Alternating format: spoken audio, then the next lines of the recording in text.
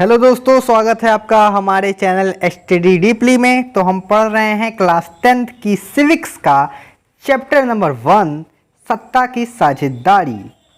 तो आज ये चैप्टर शुरू होने वाला है। चैप्टर की शुरुआत होती है परिचय से, जो कि आप पढ़ लेना। परिचय में ये बताया जाता है कि क्या इस चैप्टर में क्या क्या है, तो पढ़ लेना। और हम डायरेक्ट यहाँ से शुरू करते हैं। बेल्जियम और श्रीलंका। तो बेल्जियम श्रीलंका क्या है, देश हैं एक। तो बेल्जियम यूरोप का एक छोटा सा देश है। तो ये चीज़ याद रखिए कि ये यूरोप का छोटा सा देश है, क्योंकि ये कभी फिल इन द ब्लैंक्स यानी कि जो भरने वाले में आ जाता है। यूपी बोर्ड में कोई भी बोर्ड एग्ज़ाम हो तो आ जाता है ये क्वेश्चन। तो बेल्जियम यूरोप का एक छोटा सा देश है, यानी कि यूरोप एक महाद्वीप है, उसमें एक देश है बेल्जियम। ओके, तो क्षेत्रफल में हमारे हरियाणा राज्य से भी छोटा। देखो छोटा क्या है, कितना छोटा है कि ये हरियाणा जो राज्य है उसकी जो जनसंख्या है उसकी आधी है, समझ लो। इसकी सीमाएं फ्रांस, नीदरलैंड, जर्मनी और लग्जमबर्ग से लगती हैं। इसकी आबादी 1 करोड़ से थोड़ी अधिक है। तो सीमाएं जहाँ पर लग रही हैं वो सब हैं। वैसे एक हम ट्रिक बनाए थे जब हम 10th में थे, तो इस ट्रिक से याद करते थे कि जो बेल्जियम की जो सीमाएं हैं इसे याद रखने की एक ट्रिक है, फ्रांस की जलन। देखो अब देखो, फ्रांस में फ्रांस आ जाएगा, और फिर जा में आ जाएगा जर्मनी, ला में लक्समबर्ग आ गया, और ना में नीदरलैंड आ गया। ओके, तो ट्रिक है फ्रांस की जलन। ओके, बस इतना याद रखो। यानी हरियाणा की आबादी से करीब आधी। तो समझ लो ये इतना छोटा है, हरियाणा राज्य से इतना छोटा है कि जो हरियाणा की जो जनसंख्या है उसकी आधी जनसंख्या बेल्जियम में रहती है, और श्रीलंका उसके बराबर है, यानी कि 2 करोड़। इसमें है 1 करोड़ लोग लगभग रहते हैं। ओके, इस छोटे से देश के समाज की जातीय बुनावट बहुत जटिल है। तो ये जो छोटा सा देश है इसमें बहुत ही अलग अलग धर्म के लोग रहते हैं, अलग अलग भाषाएं बोलने वाले लोग रहते हैं। इसलिए ये कहा गया कि इसकी जातीय बुनावट बहुत जटिल है, इसीलिए ये जटिल शब्द का प्रयोग किया गया। देश की कुल आबादी का 59% हिस्सा फ्लेमिश इलाके में रहता है और डच बोलता है। तो गाइज क्या हुआ ना कि मतलब जो बेल्जियम देश है तो उसकी जो कुल आबादी है, कुल आबादी उसका 59% हिस्सा कहाँ है, उसका 59% हिस्सा फ्लेमिश इलाके में रहता है और डच बोलता है। यानी कि 59% लोग यहाँ पर बेल्जियम में डच बोलते हैं, 59% लोग डच बोलते हैं और फ्लेमिश इलाके में रहते हैं। ये याद रखना जरूरी है बोर्ड एग्जाम के लिए। शेष 40% लोग वोलोनिया क्षेत्र में रहते हैं और फ्रेंच बोलते हैं। यानी कि देश के अंदर ज़्यादातर लोग डच बोलते हैं और फ्रेंच 40% लोग बोलते हैं। ये आप बोल सकते हो कि 60% लोग डच बोलते हैं और 40% लोग फ्रेंच बोलते हैं। यानी कि देश के अंदर फ्रेंच बोलने वाले कम हैं और डच बोलने वाले ज़्यादा हैं। शेष 1%, मतलब इसमें 1% जो फ़र्क है 59 और 40 के बीच जो एक फ़र्क है, तो वो 1% लोग जर्मन बोलते हैं, जर्मन भाषा बोलते हैं। यानी कि ये दोनों नहीं बोलते, जर्मन बोलते हैं। अब बात आ रही है राजधानी ब्रुसेल्स की। तो जो ये राजधानी है कहाँ की, मतलब ये राजधानी है, बेल्जियम की राजधानी है ब्रुसेल्स। तो राजधानी ब्रुसेल्स के 80% लोग फ्रेंच बोलते हैं। ओके, तो जो राजधानी है उसमें जो हाल है वो मतलब अलग ही है, कुछ अलग कंडीशन चल रही है। हमने कहा था कि देश के अंदर ज़्यादातर लोग डच बोलते हैं और 40% लोग फ्रेंच बोलते हैं, लेकिन जो राजधानी में है वो उल्टा है। ब्रुसेल्स में 80% लोग फ्रेंच बोलते हैं और 20% लोग डच बोलते हैं। यानी कि राजधानी के अंदर उल्टा है, राजधानी के अंदर फ्रेंच बोलने वाले लोग ज़्यादा हैं और डच बोलने वाले लोग कम है। यानी कि जो देश में अलग कंडीशन है और राजधानी में अलग कंडीशन है। राजधानी का नाम याद रखना, राजधानी का नाम है ब्रुसेल्स, क्योंकि ये एग्ज़ाम में आ जाता है। और ये भी याद रखना, ये भी काफ़ी ज़रूरी है। तो अल्पसंख्यक फ्रेंच भाषी लोग, अल्पसंख्यक यानी कि जो कम संख्या में है, फ्रेंच भाषी लोग यानी कम संख्या में हैं, इसलिए इन्हें अल्पसंख्यक कहा गया। ओके, लोग तुलनात्मक रूप से ज़्यादा समृद्ध और ताकतवर हैं। तो जो ये अल्पसंख्यक कम संख्या में लोग हैं, इनके अंदर एक खास बात है कि ये जो लोग हैं ये बहुत ही ताकतवर हैं। ओके, ताकतवर हैं। ताकतवर होने का मतलब ये नहीं कि बहुत ही लड़ाई झगड़े में आगे हैं। ये लोग क्या कर सकते हैं, ये लोग के पास पैसे हैं, पावर्स हैं, पढ़े लिखे हैं, तो इसीलिए कहा गया कि ये लोग थोड़े ताकतवर हैं। बहुत बाद में जाकर आर्थिक विकास और शिक्षा का लाभ पाने वाले डच भाषी लोगों को इस स्थिति से नाराज़गी थी। तो ये लोग पावरफुल थे, तो इसलिए इन लोगों को शिक्षा में लाभ मिलता था, नौकरी जो होती थी उसमें भी लाभ मिलता था, तो इसलिए इनके पास ज़्यादा लाभ रहता था। और यहाँ पर इसके चलते तो इससे क्या हुआ ना, 1950 और 1960 के दशक में फ्रेंच और डच भाषी लोगों के बीच तनाव पैदा होने लगे। यानी कि अब किसी को ज़्यादा फैसिलिटी दी जाती है तो सीधी सी बात है कि जो अल्पसंख्यक होंगे वो गुस्सा जरूर होंगे, उनके अंदर कहीं ना कहीं गुस्सा आ जाता है। तो ये सन याद रखना कि कब तनाव कब शुरू हुआ था, 1950 से 1960 के बीच में, ये याद रखना जरूरी है, बोर्ड एग्जाम में आ जाता है। डच बोलने वाले समूह के बीच देखो तनाव बढ़ा, तनाव बढ़ने लगा, अरे सॉरी यार ये इधर हो जाता है। इन दोनों समुदायों के टकराव का सबसे तीखा रूप ब्रुसेल्स में दिखा। अब ब्रुसेल्स में तीखा रूप इतना क्यों दिखा, इसका रीजन ये था कि ब्रुसेल्स में हाल था कुछ उल्टा। देश में फ्रेंच लोग कम थे, लेकिन ब्रुसेल्स में क्या था, फ्रेंच भाषी लोग अधिक थे, और फ्रेंच भाषी लोग अधिक थे और पावरफुल भी थे, और जबकि डच भाषी लोग कम थे, 20% थे, तो इसीलिए तनाव ज़्यादा दिखा। तो तनाव कहाँ ज़्यादा दिखा, ब्रुसेल्स में ज़्यादा तनाव दिखा। ब्रुसेल्स क्या है, राजधानी है, किसकी राजधानी है, राजधानी है बेल्जियम की। इन दोनों समुदायों के टकराव का सबसे तो ये तीखा रूप ब्रुसेल्स में दिखा। यह एक विशेष तरह की समस्या थी, तो समस्या तो थी ही यार। डच बोलने वाले लोग संख्या से अपेक्षाकृत ज़्यादा थे, तो संख्या में मतलब देश के अंदर डच बोलने वाले लोग ज़्यादा थे, संख्या में ज़्यादा थे, लेकिन धन और समृद्धि के मामले में कमज़ोर और अल्पतम थे, क्योंकि इनके पास इतना धन नहीं था और नॉलेज नहीं थी इतनी, इसलिए इन लोग को अल्पतम बोला गया। अभी इसमें लिखा भी था कि जो फ्रेंच भाषी लोग थे वो पावरफुल थे, इसीलिए थे क्योंकि उनके पास पैसे थे और नॉलेज थी, इसके लिए। इस स्थिति की तुलना एक और देश से करें, तो अभी हमने इस देश में पढ़ा, अभी इसकी जो कंपैरिजन है हम कोई और देश से करने वाले हैं। श्रीलंका एक द्वीपीय देश है, तो ये एक द्वीपीय देश है। द्वीपीय देश क्यों कहा गया, क्योंकि यार इसमें द्वीपीय देश इसलिए है क्योंकि ये चारों तरफ समुद्र से घिरा हुआ है। तमिलनाडु से, हमारे देश के जो तमिलनाडु है उससे कुछ दूरी पर ये है, ये श्रीलंका देश काफ़ी बड़ा नहीं है। और श्रीलंका क्या है, श्रीलंका हरियाणा की आबादी के बराबर है, यानी कि 2 करोड़, जो तमिलनाडु के दक्षिण तट से कुछ किलोमीटर की दूरी पर स्थित है, जो मैंने बताया था वही है। इसकी आबादी 2 करोड़ है, यानी कि हरियाणा के बराबर, 2 करोड़ है हरियाणा के बराबर। और उसकी अगर बेल्जियम की बात करें तो बेल्जियम की आबादी 1 करोड़ है, यानी कि हरियाणा के करीब आधी। दक्षिण एशिया के अन्य देशों की तरह श्रीलंका भी आबादी में भी कई जातीय समूह के लोग हैं। तो जैसे दक्षिण एशिया, दक्षिण एशिया के जो अन्य देश हैं, जैसे हो गया दक्षिण एशिया में मान लो वो है बेल्जियम, और बेल्जियम की अन्य देश की तरह इसकी आबादी में भी कई जातीय समूह के लोग हैं, यानी कि बहुत ही धर्म के लोग हैं, जाति के लोग हैं, तो वही है। सबसे प्रमुख सामाजिक समूह सिंहलियों का है। वहाँ पर सबसे प्रमुख लोग कौन से हैं, सिंहलियों लोग, मतलब इसको याद रखना, ओके, ये जरूरी है। जिनकी आबादी कुल जनसंख्या की 74% हैं, तो ये काफ़ी ज़्यादा है, डिफरेंस काफ़ी ज़्यादा है इसमें, 74% हैं। और ये लोग क्या बोलते हैं, अभी हम जानते हैं, ये लोग बोलते हैं, मतलब इन लोग का जो धर्म है वो है बौद्ध धर्म, अभी इसमें लिखा है।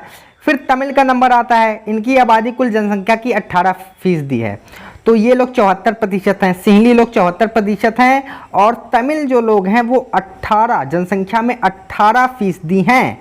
तमिल में भी 2 समूह हैं, देखो तमिल में भी 2 समूह हैं।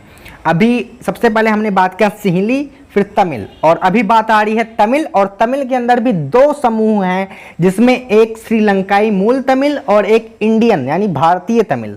भारतीय तमिल वो हैं जो वंशज भारतीय, देखो कोई खिलाड़ी हैं वहाँ पर, जैसे कि श्री राम कुछ वायंकर कुछ नाम है भी होगा, और एक पुरस्कार भी जीते थे, वो श्रीलंका के, मतलब वो इंडियन दिखते हैं, जो भारतीय तमिल है वो उनका चेहरा इंडियंस की तरह है, भारतीयों की तरह है, क्योंकि वो भारत के ही मूल निवासी हैं।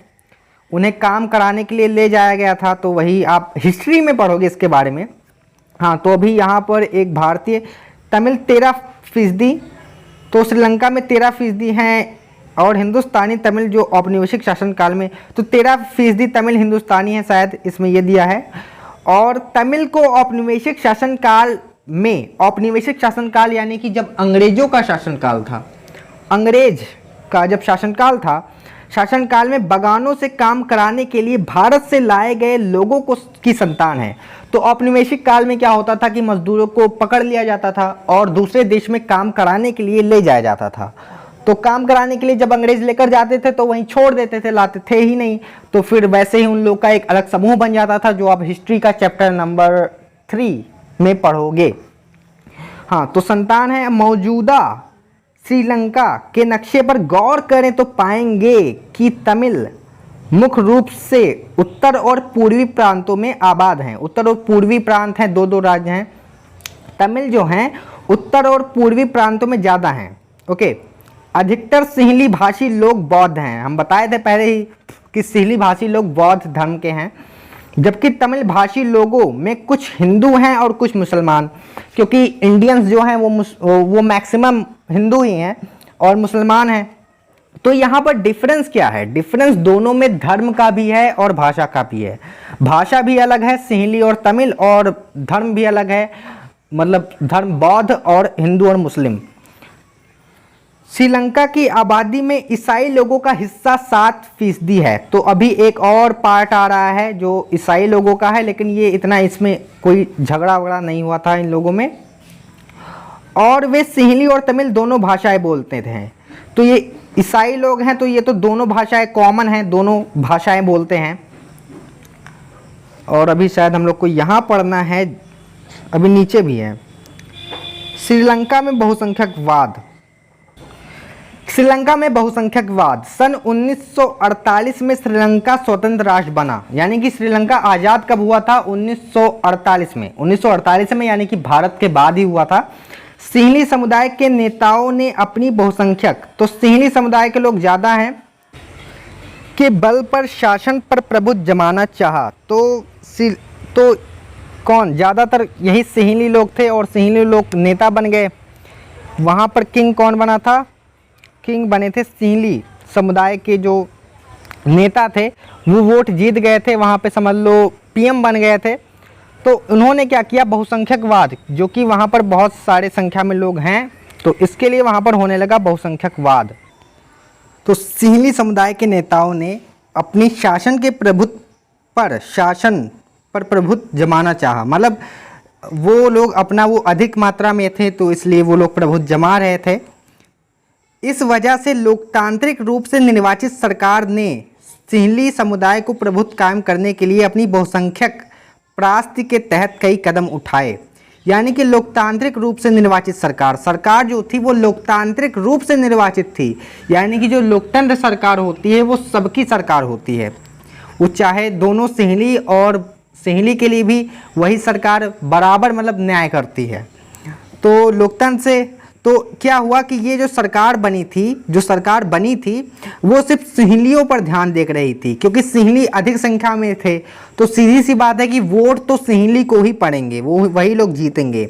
तो इसके लिए जो सरकार बनी वो केवल सिंहलियों पर ही ध्यान दे रही थी। इसके लिए उसने सिंहली के लिए कई कदम उठाए। क्या क्या किए? देखो, 1956 में एक कानून बनाया गया जिसके तहत तमिल को दरकिनार करके सिंहली को एकमात्र राजभाषा घोषित कर दिया गया।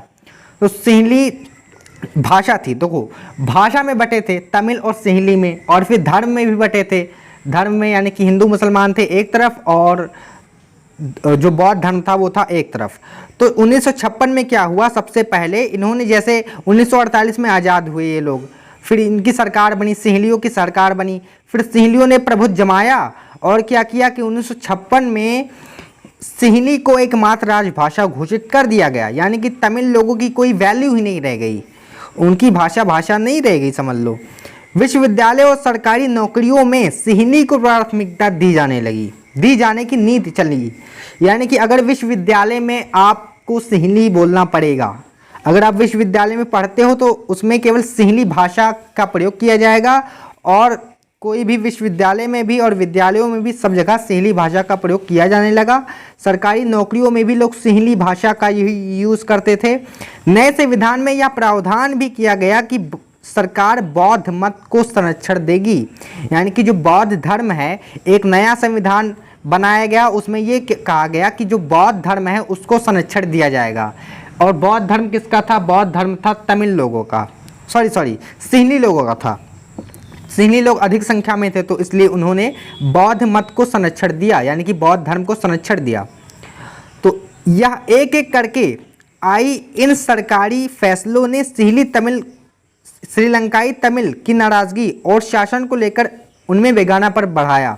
तो श्रीलंकाई तमिल जो लोग थे, तमिल लोगों को लगा कि सरकार उन पर ध्यान नहीं दे रही है और सरकार केवल सिंहलियों के लिए बनी है, तो उन लोग को गुस्सा आ रहा था। तो इसी के कारण उन्हें लगा कि बौद्ध धर्मावलंबी सिंहलियों के नेतृत्व वाली सारी राजनीतिक पार्टियां उनकी भाषा और संस्कृति को लेकर असंवेदनशील हैं, यानी कि उनके ऊपर ध्यान नहीं दे रही हैं, उनकी भाषा और संस्कृति को लेकर उनके ऊपर बिल्कुल भी ध्यान नहीं दे रही हैं। और जो सरकार बनी है वो सिंहलियों की बनी है, उनकी नहीं बनी है। उन्हें लगा कि संविधान और सरकार की नीतियां उन्हें समान राजनीतिक अधिकारों से वंचित कर रही है। कि जो सरकार के जो नियम नए नए बन रहे थे, इन नियम से क्या हो रहा था कि उन्हें जो आज़ादी मिलनी चाहिए वो आज़ादी नहीं मिल रही थी। नौकरियों और फ़ायदे के अन्य कामों में उनके साथ भेदभाव हो रहा था, बहुत भेदभाव हो रहा था। यानी कि नौकरियों में और भी अन्य कामों में उनकी भाषा, वो अपनी खुद की भाषा नहीं बोल सकते थे, तो सीधी सी बात है भेदभाव तो हो ही रहा था और उनके हितों की अनदेखी की जा रही थी। परिणाम यह हुआ कि तमिल और सिंहली समुदाय के संबंध बिगड़ने लगे। तब दोनों के बीच संबंध बिगड़ेंगे ही जब सरकार ही ऐसा करेगी। और यहाँ पर मैप है श्रीलंका और वहाँ का। श्रीलंकाई तमिल ने अपनी राजनीति, तो क्या हुआ, संबंध बिगड़ गए, अभी संबंध बिगड़ गए। फिर क्या हुआ कि श्रीलंकाई तमिलों ने राजनीतिक पार्टियां बनाई और तमिल को राजभाषा बनाने, क्षेत्रीय स्वायत्तता हासिल करने तथा शिक्षा और रोजगार में समान अवसरों की मांग को लेकर संघर्ष किया। तो इन लोगों ने काफ़ी संघर्ष किया कि इन लोगों को भी बराबरी का मतलब हिस्सा मिले। जैसे उन लोगों की भाषा का यूज होता है वैसे सिंहली तमिल का भी यूज़ किया जाए। तो तमिल को ये लोग चाहते थे राजभाषा बनाई जाए और क्षेत्रीय स्वायत्तता हासिल करना चाहते थे और रोजगार में समान अवसर मिले। क्योंकि सबसे पहले क्या होता था, सबसे पहले सिंहली लोगों को चुना जाता था रोजगार के लिए। लेकिन तमिलों की आबादी वाले इलाके की स्वायत्तता की उनकी मांगों को लगातार नकारा जा रहा था। तमिल लोग क्या कह रहे थे कि जिस इलाके में हम रहते हैं, ज़्यादातर लोग जिस इलाके में रहते हैं वो इलाका अलग कर दिया जाए। लेकिन ये भी बात उनकी नहीं सुनी गई। फिर क्या हुआ, 1980 के दशक तक उत्तर पूर्वी श्रीलंका में स्वतंत्र तमिल इलम बनाने की मांग को लेकर अनेक राजनीतिक संगठन बने। उत्तर पूर्वी श्रीलंका में क्या था, उत्तर पूर्वी श्रीलंका में अधिकतर तमिल लोग थे, तो इसलिए वहाँ पर तमिल इलम एक राजनीतिक पार्टी है, तमिल इलम एक राजनीतिक पार्टी है, सरकार बोल सकते हैं उसको, बनाने की मांग को लेकर राजनीतिक संगठन बने। तो राजनीतिक संगठन बने, ये सरकार थी तमिल इलम।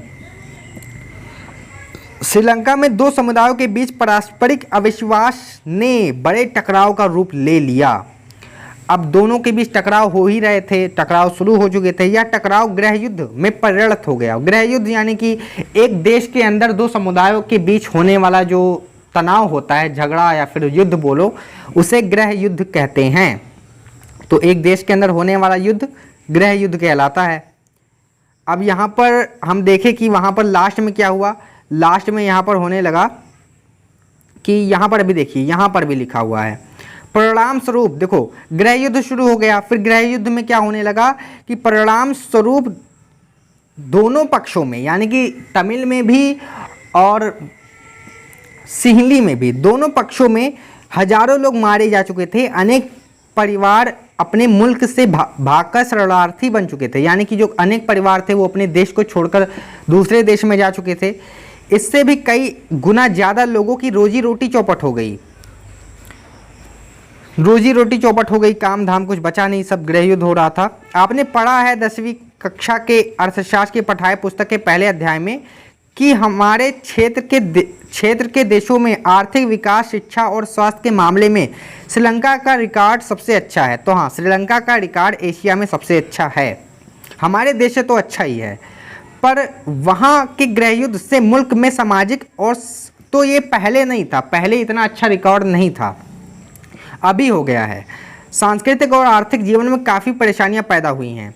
वहाँ पर जब गृह युद्ध हुआ तो इससे क्या हुआ कि सांस्कृतिक परेशानी आई, आर्थिक पैसों को लेकर भी बहुत परेशानी आई। 2009 में इस युद्ध का अंत हुआ। तो इस युद्ध का अंत हुआ था 2009 में। भले आज़ाद हुआ था श्रीलंका 1948 में, लेकिन वहाँ गृह युद्ध शुरू हो गया और फिर 2009 में गृह युद्ध खत्म हो गया। अब ये बात रही श्रीलंका की, तो अभी बात होने वाली है बेल्जियम की कि बेल्जियम में ने क्या किया। बेल्जियम में भी वही डिफरेंस था, डिजिटल समुदाय था वहाँ का भी। तो बेल्जियम की समझदारी, उसने क्या किया, उसने थोड़ा अलग काम किया। इसकी तरह वहाँ पे कोई गृह युद्ध नहीं हुआ, सब लोग आसानी से दोनों पक्ष आराम से समझ गए और खुशी खुशी रहने लगे, कोई दिक्कत नहीं हुई। तो बेल्जियम के नेताओं ने श्रीलंका से अलग रास्ता अपनाने का फैसला लिया। उन्होंने क्षेत्रीय अंतरों और सांस्कृतिक विविधता को स्वीकार किया। उसने माना कि हाँ, क्षेत्रीय अंतर है, हमारे यहाँ जटिल समुदाय है और सांस्कृतिक विविधता भी है, ये सब उसने स्वीकार किया। 1970 और 93 के बीच उन्होंने अपने संविधान में 4 संशोधन सिर्फ इस बात के लिए किए कि देश के अंदर रहने वाले किसी भी आदमी को बेगानेपन का एहसास ना हो। तो 4 संशोधन किए गए थे जिसका वर्णन अभी एनसीईआरटी में है, और संशोधन 1970 से लेकर के 1973 तक हुआ था। 4 संशोधन लगातार ऐसे किए गए थे। तो इसलिए किया गया ताकि कोई भी वहाँ पर कोई भी व्यक्ति खुद को बेगानापन ना समझे कि सरकार उनके ऊपर ध्यान नहीं दे रही है, केवल एक मत की सरकार बनी है, ऐसा कुछ ना फील हो। सभी मिलजुल कर रह सकें, और इसलिए क्या, ताकि सभी मिलजुल कर आराम से रह सके। उन्होंने इसके लिए जो व्यवस्था की वह बहुत ही कल्पनाशील है तथा कोई और देश ऐसा नहीं कर पाया। बेल्जियम के मॉडल विशेष जानकारी के लिए देखें बॉक्स में कुछ दिया होगा, कुछ मुख्य बातें निम्नलिखित हैं। तो यहाँ पर पॉइंट वाइज दी गई हैं कि क्या क्या बेल्जियम ने क्या क्या किया था। संविधान में इस बात का स्पष्ट प्रावधान है कि केंद्रीय सरकार में डच और फ्रेंच भाषी मंत्रियों की संख्या समान रहेगी।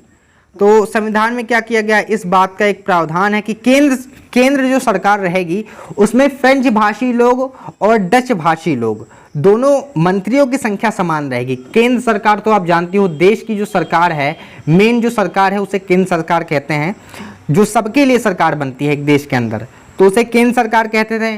तो उसमें क्या किया गया कि उसमें जो डच भाषी मंत्री जो थे और फ्रेंच भाषी थे, दोनों की संख्या समान कर दी गई, ताकि कोई फिर ये ना कह सके कि हाँ इनको ज़्यादा प्रभुत्व दिया गया है।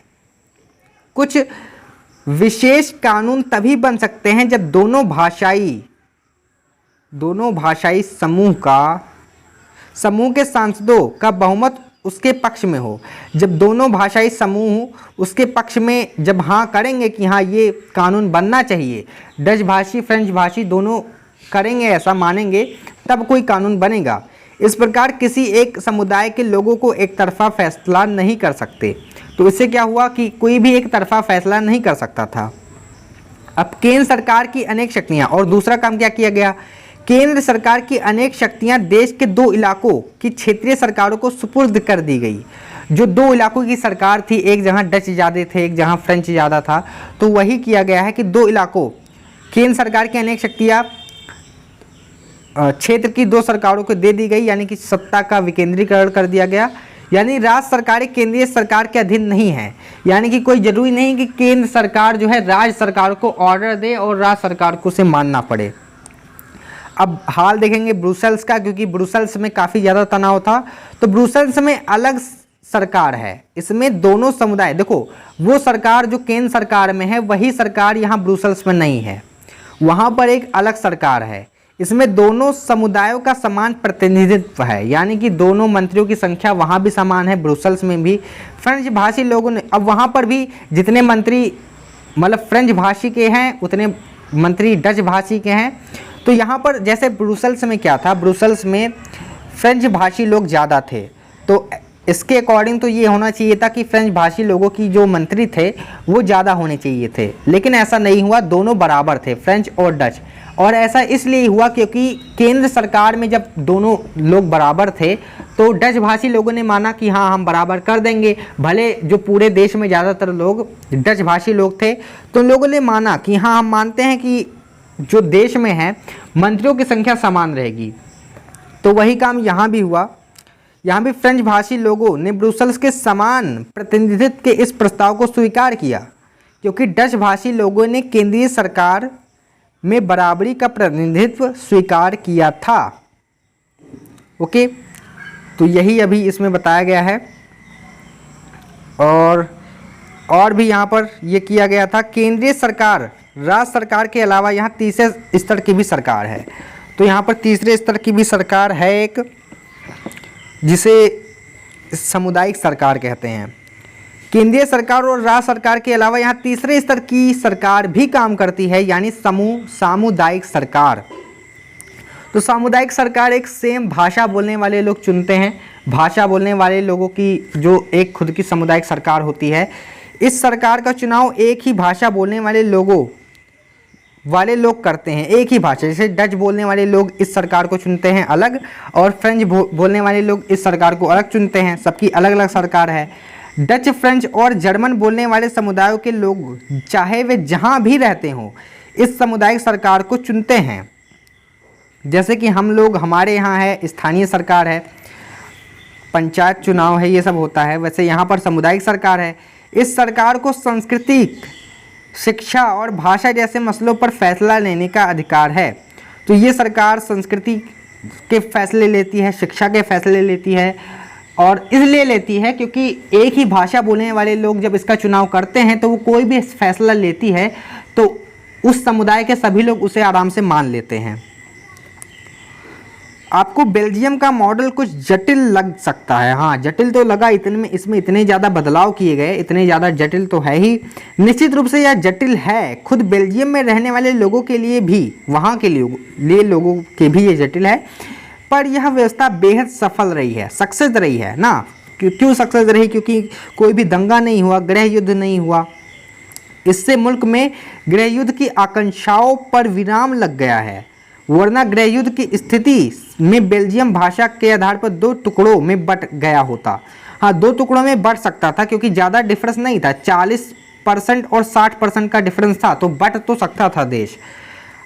जब अनेक यूरोपीय देशों ने साथ मिलकर यूरोपीय संघ बनाने का फैसला लिया तो ब्रुसेल्स को उसका मुख्यालय चुना गया। तो इसीलिए जब यूरोपीय देशों ने ये मुख्यालय बनाने का फैसला लिया, यूरोपीय संघ बनाने का फैसला लिया, तो ब्रुसेल्स को उसका मुख्यालय चुना गया। तो यहाँ पर उसका मुख्यालय है, तो यूरोपीय संघ का मुख्यालय यहीं पर है। जैसे आप देख सकते हो यहाँ पर एक इमेज भी है, ये है मुख्यालय ब्रुसेल्स, बेल्जियम में स्थित यूरोपीय संसद। यूरोपीय संसद यहाँ पर है, ये आप देख रहे हो इमेज में। बेल्जियम और श्रीलंका की इन कथाओं से हमें क्या शिक्षा मिलती है? दोनों ही देश लोकतांत्रिक हैं। देखो अभी तो दोनों ही देश लोकतांत्रिक हैं, वहाँ पर भी देश आज़ाद हुआ, फिर लोकतंत्र आया, और यहाँ पर भी लोकतंत्र था। लेकिन हमने डिफरेंस देखा ना कि वहाँ पर गृह युद्ध हो गया, यहाँ पर गृह युद्ध नहीं हुआ, आराम से लोग रहने लगे। फिर भी सत्ता में साझेदारी के सवाल को उन्होंने अलग अलग ढंग से निपटाने की कोशिश की। तो सत्ता की साझेदारी क्या है? तो देश की सरकार का सभी समुदायों के बीच बंटवारा, मतलब सभी समुदायों की जो सरकार बनी वो है सत्ता की साझेदारी, निपटाने की कोशिश की। बेल्जियम के नेताओं ने, हाँ बेल्जियम कहाँ गया, बेल्जियम के नेताओं को लगा कि विभिन्न समुदाय और क्षेत्रों को भावनाओं को आदर करके ही देश की एकता संभव है। बेल्जियम के नेताओं को क्या लगा कि जब सभी समुदायों की भावनाओं को समझा जाएगा, सभी समुदाय की मांग को उठाया जाएगा, तब देश में एकता संभव हो पाएगी। तो उन्हें ऐसा लगा। इस एहसास के चलते दोनों पक्ष में साझेदारी करने पर सहमत हुए। तो दोनों पक्ष आराम से साझेदारी कर लिए, यानी कि श्रीलंका नहीं, बेल्जियम में जो डच और फ्रेंच भाषी लोग थे आपस में आराम से मिलजुल कर रहने लगे। श्रीलंका में ठीक उल्टा, वहाँ पर क्या हुआ, ठीक उल्टा रास्ता अपनाया। उन्होंने ऐसा नहीं किया। उन्होंने क्या किया, केवल तमिल को ही सब कुछ दे दिया, सिंहली को सब कुछ दे दिया, सिंहली लोगों को। तो वहाँ पर सिंहली, इससे तमिल लोग नाराज हो गए और दोनों के बीच गृहयुद्ध होने लगा।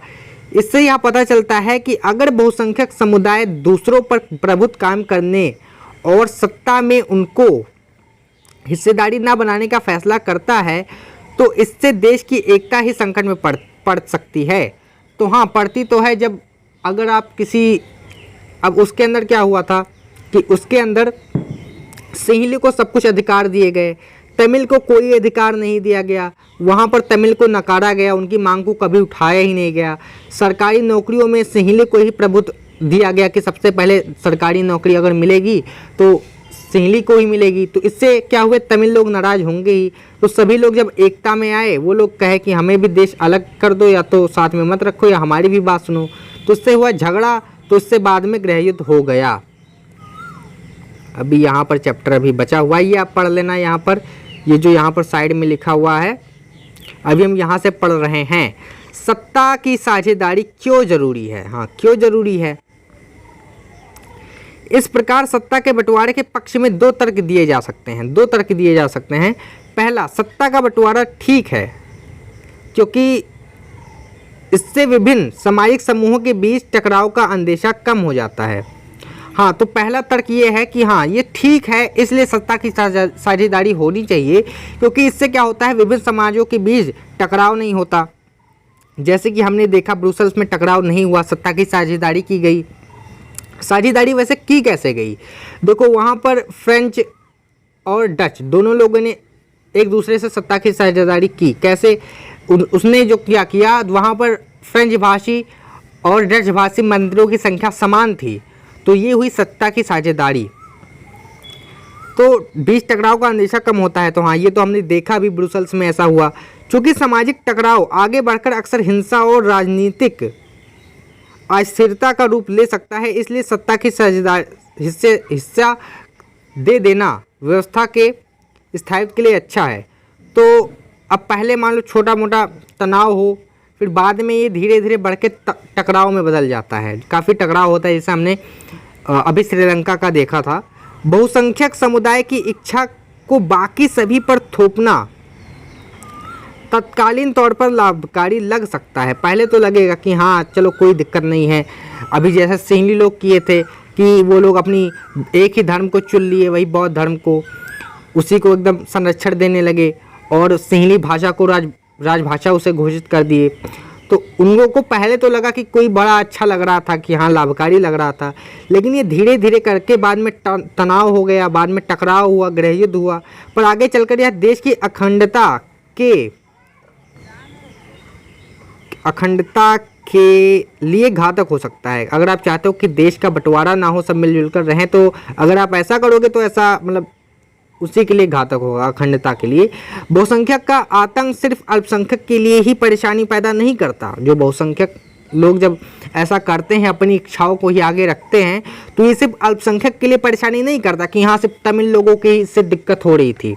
जब सिंहली लोगों ने अपनी राजभाषा खुद की बनाई, सिंहली को ही, तमिल को दरकिनार कर दिया, तो इससे केवल तमिल को ही दिक्कत नहीं हुई, बाद में सिंहलियों को भी दिक्कत हुई, क्योंकि दोनों पक्षों में हजारों लोग मारे गए थे। अक्सर यह परेशानी नहीं पैदा करता, यह अक्सर यह बहुसंख्यक के लिए भी बर्बादी का कारण बन सकता है। तो बन तो सकता ही है। सरकार का बंटवारा लोकतांत्रिक व्यवस्था के लिए ठीक है, सत्ता का बंटवारा लोकतांत्रिक व्यवस्था के लिए ठीक है। दूसरा तर्क है ये। इसके पक्ष में एक और बात कही जा सकती है, वह बात कहीं ज़्यादा गहरी है। सत्ता की साझेदारी दरअसल लोकतंत्र की आत्मा है। मतलब लोकतंत्र क्या है, लोकतंत्र में सभी की सरकार बनती है, तो इसके लिए भाई सीधी सी बात है, सत्ता की साझेदारी दरअसल लोकतंत्र की आत्मा है। लोकतंत्र का मतलब ही होता है कि जो लोग इस शासन व्यवस्था में जुड़े उनके बीच सत्ता को बांटा जाए और ये लोग इसी ढर्रे से रहें, सत्ता बांटा जाए। जो लोग भी इससे जुड़ रहे हैं लोकतंत्र से, उनके बीच भी पावर होनी चाहिए, सबके पास पावर होनी चाहिए।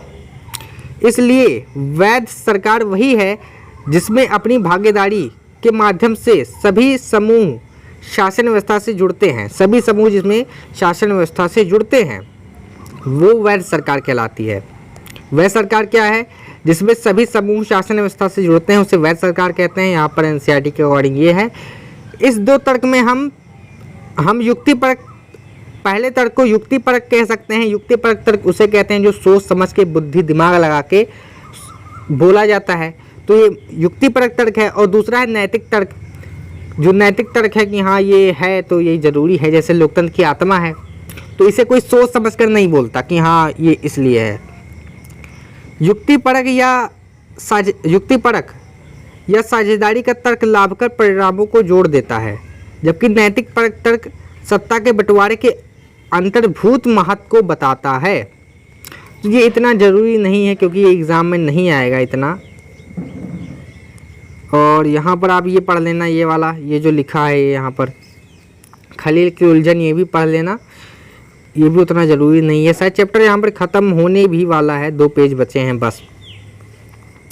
तो सत्ता की साझेदारी के रूप, राजनीतिक सत्ता का बंटवारा नहीं किया जा सकता, इसकी धारणा के विरुद्ध सत्ता की साझेदारी का विचार सामने आया। यानी कि पहले क्या था? पहले सबको ऐसा लगता था कि राजनीतिक सत्ता का बंटवारा नहीं किया जा सकता, यानी कि जो देश की जो मेन पावर है उसका बंटवारा नहीं किया जा सकता। जैसे पहले क्या होता था, राजा महाराजा लोग होते थे, उन्हीं के पास सारी शक्तियाँ होती थी। तो इसके विरुद्ध क्या हुआ कि सत्ता की साझेदारी का विचार सामने आया कि सत्ता की जो मेन पावर है, देश की जो पावर है, उसका बंटवारा सभी समुदाय के लोगों के पास होना चाहिए। लंबे समय से यही मान्यता चली आ रही थी कि सरकार की सारी शक्तियां एक व्यक्ति या किसी खास स्थान पर रखने वाले व्यक्ति किसी खास स्थान पर रहने वाले व्यक्ति समूह के हाथ में रहनी चाहिए। मतलब किंग, जो राजा महाराजा थे, उन्हीं के पास मेन शक्ति जो थी रहती थी, वही फैसला लेते थे। अगर फैसले लेने की शक्ति बिखर गई तो तुरंत फैसला लेना और उन्हें लागू करना संभव नहीं होगा। अगर मान लीजिए जहाँ पर बहुत सारे, मतलब जैसे हमारे देश में क्या है, कार्यपालिका है, न्यायपालिका है, व्यवस्थापालिका है, विधायिका है, तो ये सब क्या करते हैं, जब कोई भी कानून बनना होता है तो पहले लोकसभा में जाता है, फिर राज्यसभा में जाता है, ऐसे करके बहुत टाइम लग जाता है। लेकिन अगर केवल राजा महाराजा होते तो वो लोग क्या करते, वो डायरेक्ट फैसला लेते हैं, फिर डायरेक्ट सब कुछ फैसला होता है, बस डायरेक्ट सब हो जाता है जो होना होता है। लेकिन इसमें थोड़ी देरी लगती है लोकतंत्र में। लेकिन लोकतंत्र की यह बुनियादी सिद्धांत है कि जनता ही राजनीतिक शक्ति का स्रोत है, कि जनता ही राजनीतिक शक्ति का स्रोत है। इसमें लोग स्वशासन की संस्थाओं के माध्यम से अपना शासन चलाते हैं। स्वशासन मतलब कि खुद चुनाव करते हैं, अपनी जो राजा महाराजा मतलब हैं, जो भी सरकार चुनते हैं खुद चुनते हैं। और जब वो खुद चुनते हैं तो सीधी सी बात है वो स्वशासन चलाते हैं। एक अच्छे लोकतांत्रिक शासन में समाज के विभिन्न समूहों और उनके विचारों को उचित सम्मान दिया जाता है और सार्वजनिक नीतियां तय करने में सबकी बातें शामिल होती हैं। एक समूह, विभिन्न समूह और उनके विचारों को उचित सम्मान दिया जाता है। अच्छे लोकतंत्र में क्या होता है? अच्छा लोकतंत्र वही है जिसमें जो विभिन्न समूह और विभिन्न समूहों के विचारों को सम्मान दिया जाता है, सबका सम्मान किया जाए, ओके। और सार्वजनिक नीतियां तय करने में सबकी बातें शामिल होती हैं। अगर नीतियां कोई भी बनती हैं तो उसमें सबकी बातें शामिल हो। ये नहीं कि केवल एक समुदाय की सुन लो, दूसरे समुदाय की ना सुनो, या फिर एक ऐसा फैसला लो जो दूसरे समुदाय के विरुद्ध हो। जैसे कि अभी आपने देखा था उसमें श्रीलंका में। इसलिए उसी लोकतंत्र शासन को अच्छा माना जाता है जिसमें ज़्यादा से ज़्यादा नागरिक को राजनीतिक सत्ता में हिस्सेदारी दिया जा सके। ज़्यादा से ज़्यादा नागरिक जो राजनीतिक सत्ता से जुड़ सके तो वही अच्छा लोकतंत्र है। अभी यहाँ से पढ़ना है हम लोगों को। आधुनिक लोकतांत्रिक व्यवस्था में सत्ता की साझेदारी के अनेक रूप हो सकते हैं। वो कई रूप हैं। आइए हम कुछ प्रचलित उदाहरणों पर गौर करें। तो ये गौर करो काफ़ी ज़्यादा, क्योंकि ये बोर्ड एग्जाम में आ जाता है। शासन के विभिन्न अंग जैसे विधायिका, कार्यपालिका और न्यायपालिका के बीच सत्ता का बंटवारा रहता है। तो ये बंटवारा तो रहता ही है। अंग यानी कि अंग क्या है कि हाँ, एक ही लेवल पर हैं, सबके पास बराबर शक्तियां हैं, बस अंग अलग अलग हैं। ये अलग है, सबके पास शक्तियां तो बराबर ही हैं। जैसे विधायिका के पास जो शक्ति है वही, मतलब जितनी शक्ति है उतनी कार्यपालिका के पास है, उतनी ही न्यायपालिका के पास है। कोई एक दूसरे के अंडर, मतलब ये नहीं कि वो उसे एकदम वो दे दे, ऑर्डर दे दे। इसे हम सत्ता का क्षैतिज वितरण कहेंगे, क्योंकि ये सीधा होता है ना, ऊपर से नीचे नहीं होता कि पहले ज़्यादा शक्ति वाली सरकार है फिर कम शक्ति वाली उसे। तो क्योंकि इसमें सरकार के विभिन्न अंग एक ही स्तर पर रहकर, देखो हम बताए थे कि एक ही स्तर पर रहकर अपनी अपनी शक्ति का उपयोग करते हैं। ऐसे बंटवारे को में से यह सुनिश्चित हो जाता है हो जाता है कि कोई भी अंग सत्ता का असीमित उपयोग नहीं कर सकता। ऐसा नहीं कि कोई एक अंग, यानी कि कोई भी एक अंग सत्ता का असीमित उपयोग मतलब कर ले, चाहे जितना पावर यूज़ कर ले।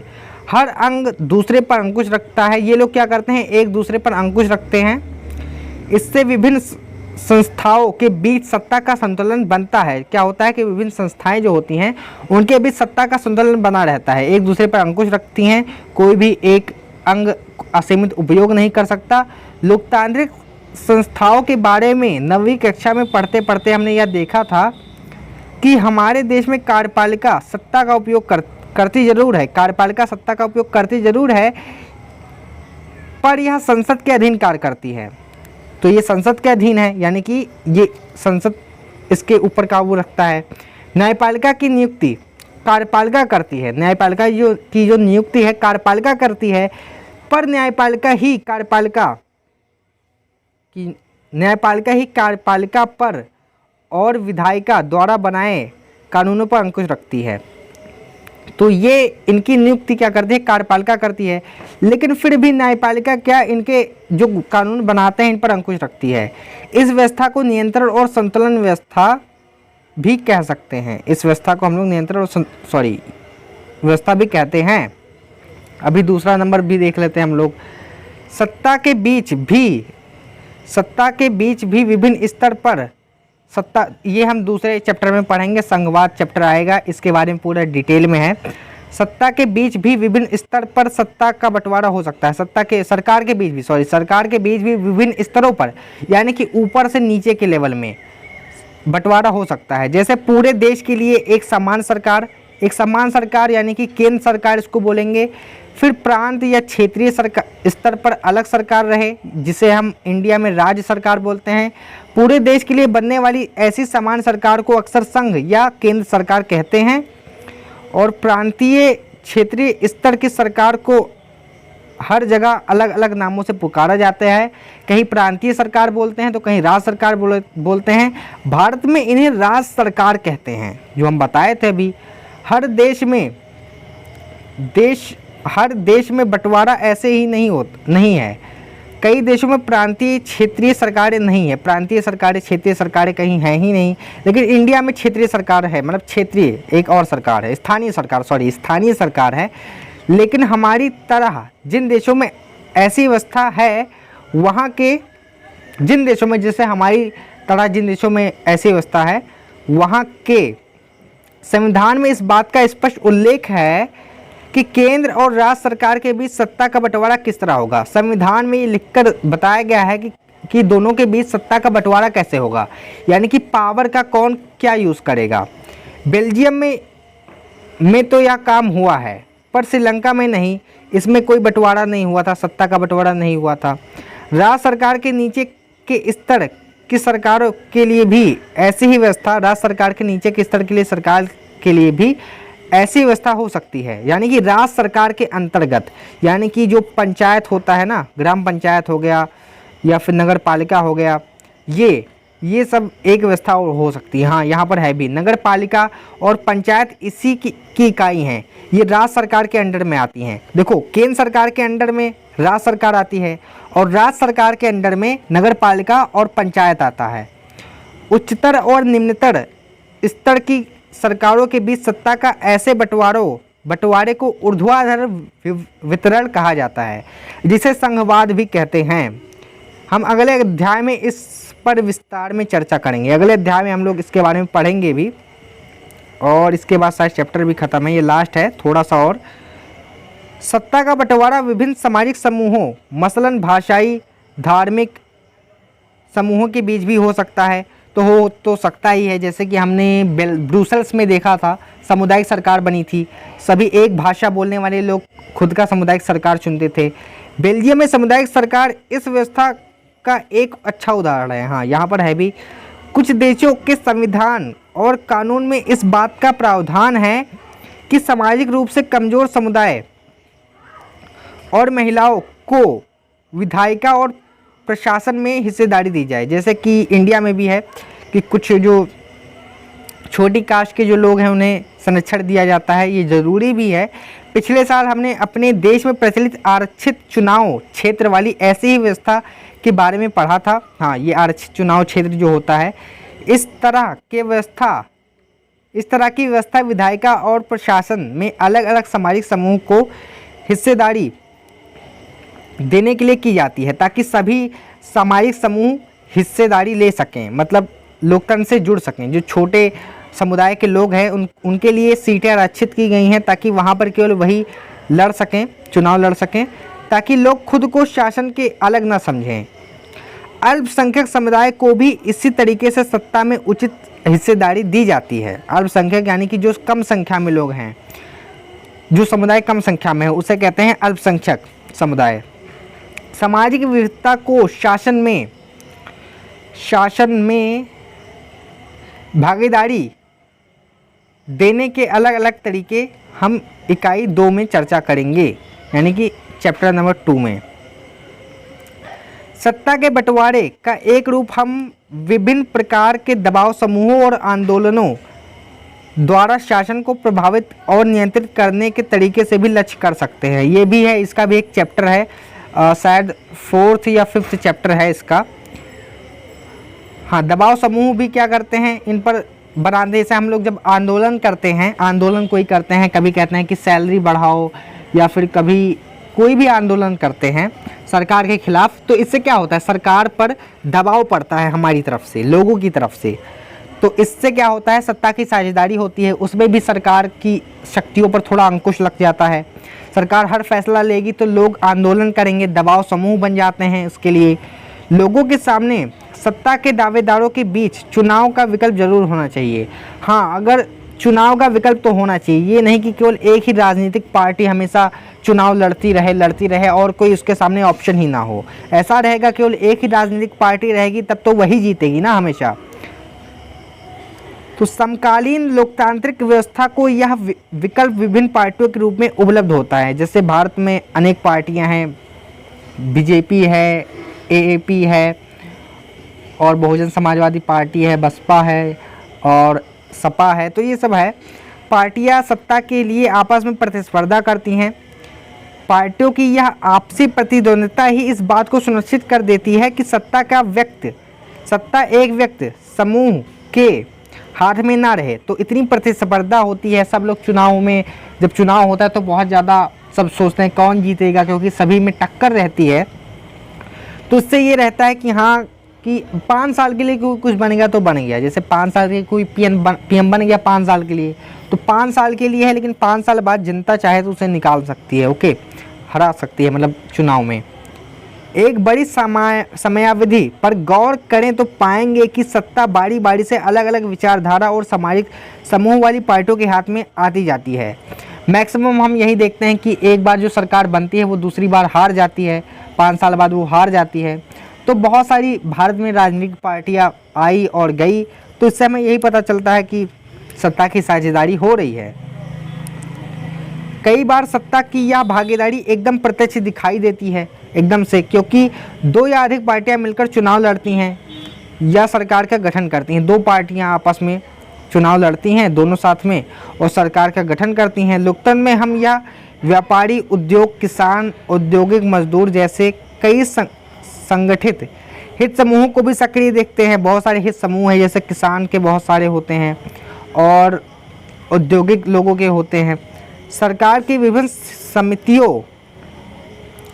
समितियों से में सीधी भागीदारी करके या नीतियों पर अपने सदस्य वर्ग से लाभ के लिए दबाव बनाकर ये समूह भी सत्ता की भागीदारी करते हैं।